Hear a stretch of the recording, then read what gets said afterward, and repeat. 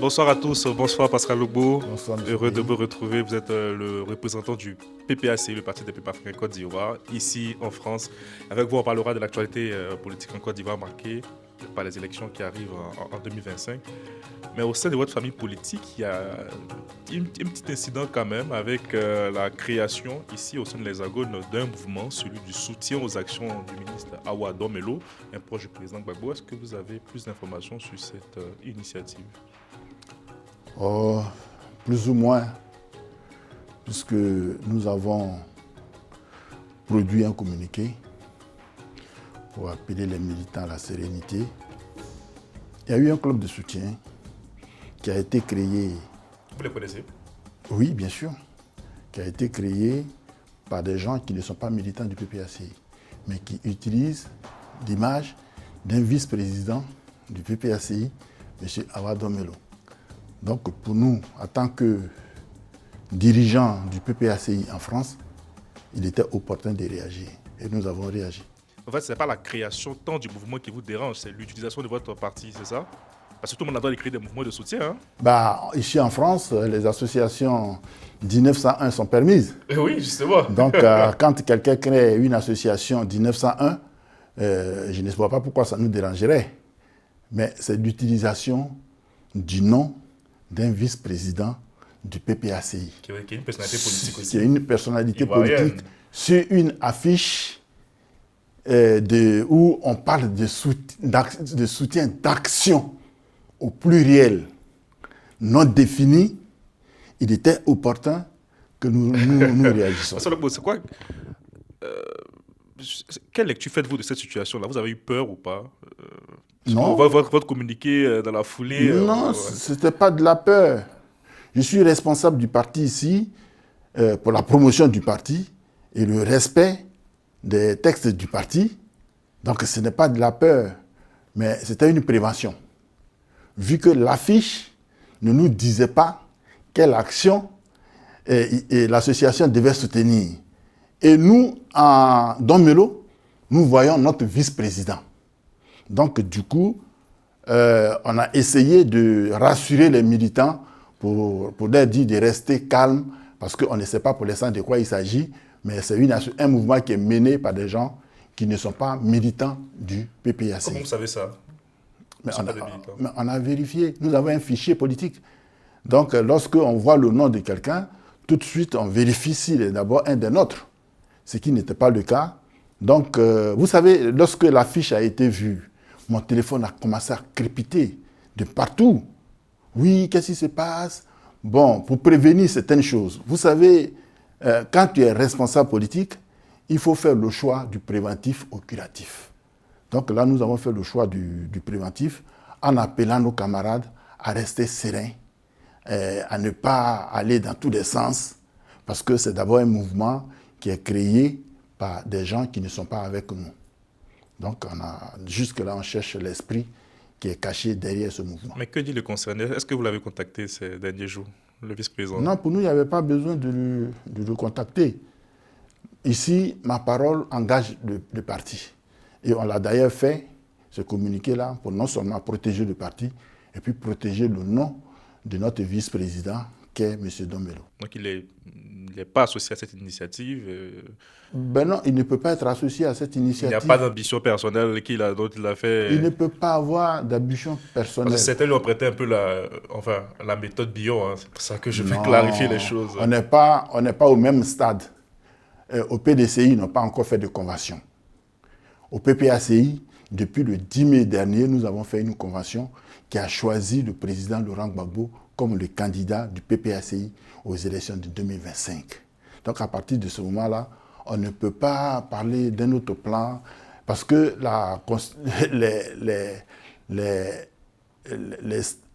le parti a déjà décidé.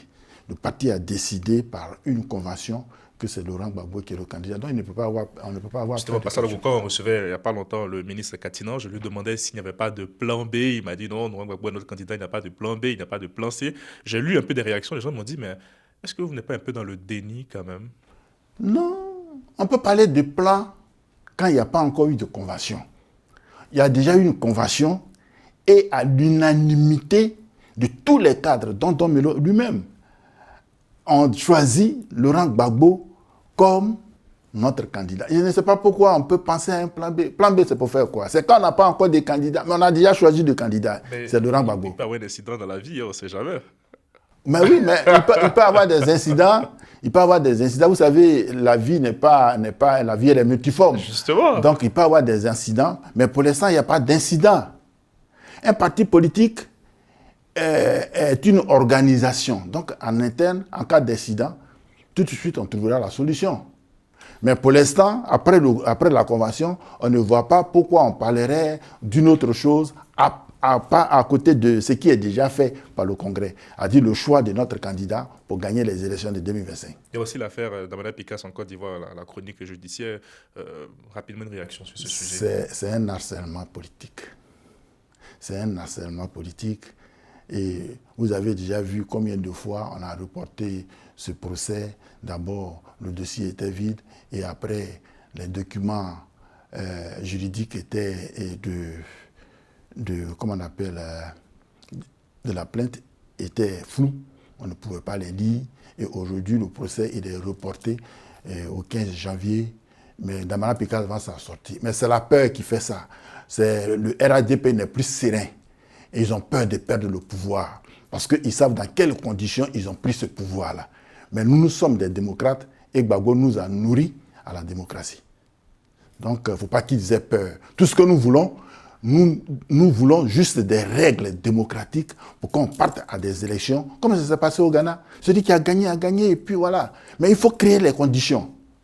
Je rappelle que Damana Picasse est accusé d'atteinte à la sécurité de l'État et bien d'autres chefs On d'accusation. n'attaque pas un pays avec quelques Kalachnikov, avec un couteau. Ce sont les accusations du Et procureur. avec 300 000. On n'attaque pas une république avec des Kalachnikov, une machette et 300 000 francs CFA. Non, ce n'est pas vrai, c'est des montages, comme ils l'ont déjà fait pour le président Laurent Gbagbo. Ouais, il a cassé des banques, c'est du mensonge politique. Bien, en 2025, les élections présidentielles, mais avant, il y a eu le processus d'enrôlement. Au niveau de la diaspora, comment vous avez trouvé cette opération? Bon, tout ce que nous avons trouvé de positif dans l'enrôlement qu'on a fait ici au niveau de la France, c'est qu'on a réussi à mettre sur les listes électorales quelques personnes qui n'y étaient pas. Mais en même temps, le processus est biaisé. La liste électorale est biaisée. Donc, on ne peut pas aller à une telle élection, avec une telle liste électorale. C'est le seul pays au monde où ce sont les partis politiques qui inscrivent les gens sur les listes électorales.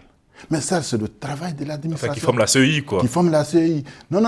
A dit, chaque parti doit se battre pour aller faire les papiers de ses militants, pour les inscrire. C'est le seul pays où on voit que ça se passe. Mais c'est l'administration qui s'en occupe. Nous sommes ici dans une démocratie. Aucun parti politique ne va à la préfecture pour s'occuper de l'inscription d'un militant sur une liste électorale. Ça, c'est l'administration qui fait ce travail. Et ça doit être un processus permanent quand on est démocrate.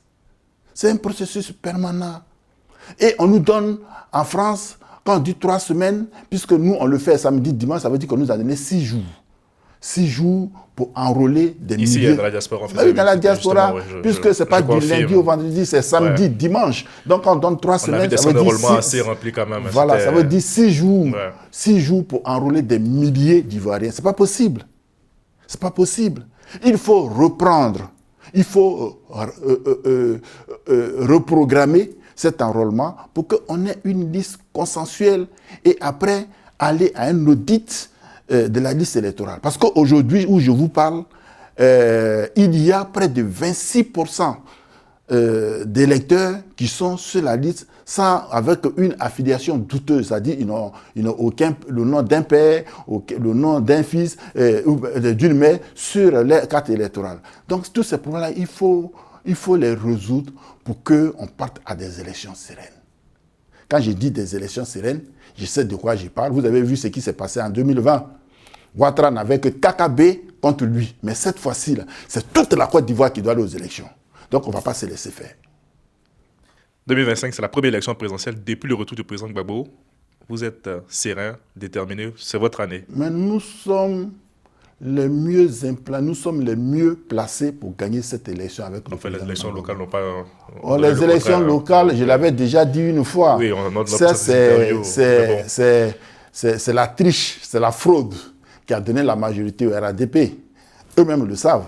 C'est pour ça, dès qu'on touche à la CEI, c'est le RHDP qui répond.